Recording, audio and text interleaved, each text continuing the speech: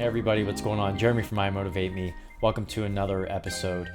Today I'm going to be updating on my last post, which I believe was 5 days ago according to my Facebook channel here. So I wanted just to give an update. One of the things that I like to do with recovery and active recovery especially, I like to incorporate it with my resistance training regimen. So because of my age, because of my history with playing sports from the time I was 6 years old all the way up through military service until I was 30, I put my body through the ringer. And one of the things that I noticed is that taking recovery days and especially using things like walking as an active recovery tool have been crucial for me to maintain my physique, my range of motion, how I feel. Because generally speaking, I feel pretty good about being able to get up off of the ground, jumping up, running around. I can sprint. I incorporate sprint interval training in my jogging routine as well. So that's something that I talked about in a previous video. But so Thursday, Friday, Saturday, and Sundays were my active recovery days because I knew that I would be physically active at the job that I was going to be doing. So instead of trying to fit in resistance training time with that busy schedule, instead use those days to promote active recovery, incorporating walking into my commute. So I have that luxury. I've got that ability to do so. And if that's at my disposal, then perhaps I'll use it. So I'm cutting down on consumption. And that goes with food as well. I decided to fast during these times. So I wasn't eating from about 9 or 10 p.m. all the way through maybe 5 or 6 p.m. the following day, and I did that Thursday through Sunday basically, which was kind of difficult, but I'm used to learning how to fast. Remember, I talk about inflammation and I talk about the frequency in which we inflame our bodies. You reduce such things as milk in your daily diet. Not that I'm giving any recommendations as a nutritionist because I'm not a certified nutritionist, but milk is known to be an inflammatory to the human body, and when we are programmed to eat and drink these things 3, 4, and 5 times a day, we are inflaming our bodies. And so what I want to do is reduce that frequency, not on all days, but maybe just on certain days. And because I'm more active and busy during the summer and fall months from Thursday through Sunday, I can gear myself towards that and still be able to fit in other training on, let's say, Tuesday, like today. I could have Monday, yesterday, but with my administrative things that I have going on, I use those days to kind of organize myself professionally and personally. And then Tuesday and Wednesday, I can hit the training, which I did today. I played basketball, I did push-ups and pull-ups, and other exercises related, like body weight exercises. But primarily, I wanted to run up and down the basketball court, and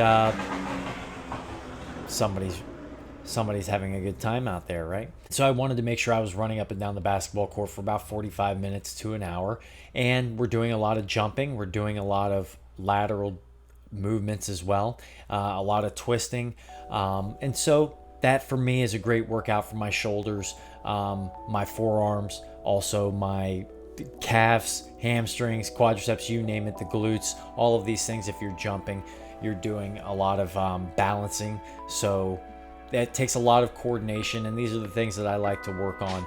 And again, I talk about respiratory drive. Okay, so when we're walking and we're doing the active recovery, we're still promoting our respiratory drive. So whether we're playing basketball or whether we're walking, we're promoting that, by which all of those muscles that are used to elevate the scapula, elevate the areas where the lungs can expand, oxygen gets in, and then can go into our tissues where it's used to create our energy, right? So in any case, that's what I've been up to. Broccoli, the cruciferous vegetables. I was joking with somebody recently about putting broccoli sprouts in my tacos. I had tacos late Saturday night, and I made a really healthy, lean beef version of tacos, and I added sprouts at the end, and you couldn't really taste the difference because I had a lot of other vegetables and onions and all of these things that were included in the meat. So the meat had a lot of flavor anyway. I added habaneros, which is one of my favorite things to do, and so or one of my favorite things to do to eat. You want to make sure you clean your hands too, right? In any case, those types of cruciferous vegetables, I mention Dr. Rhonda Patrick all the time with that. People like us who have grown up with eating foods that inflame our bodies, these are the type of foods that we want to think about eating because they reduce our likelihood of developing cancer, according to a lot of studies. And Dr. Rhonda Patrick certainly explains that very well, and perhaps I'll leave a link at the bottom of this video, but I like to promote her content. So anyway, that's my update. I hope everybody's been fantastic this week. Get out there, even if it's just to step it out. Take your resistance bands with you. Find a place in the park. One of the things that I like to do is get on Google Maps, and I like to scout out. I love maps, number one. I'll simply scout out a location where there may be pull-up bars. At this point, you can zoom all the way down and look around to see what exactly is in that area.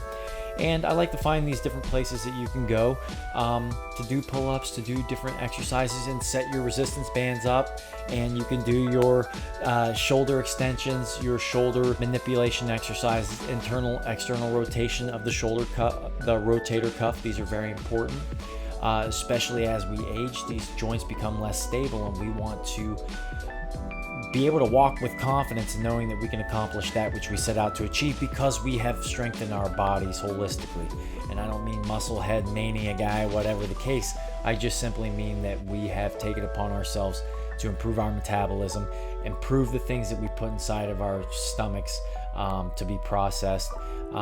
Because that essentially does impact how we feel. It impacts how we treat ourselves and how we feel about ourselves and feel about each other. That impacts the way we feel about ourselves is essentially the way we're going to treat each other. We tend to project the way we feel about ourselves onto others if we want to think from a deeper perspective. And so this is one of the ways I want to talk about the foundations in which I like to utilize to kind of treat myself better and thus promote that type of positive energy back into the environment and universe too. So with that being said, everybody, God bless, take care, stay motivated.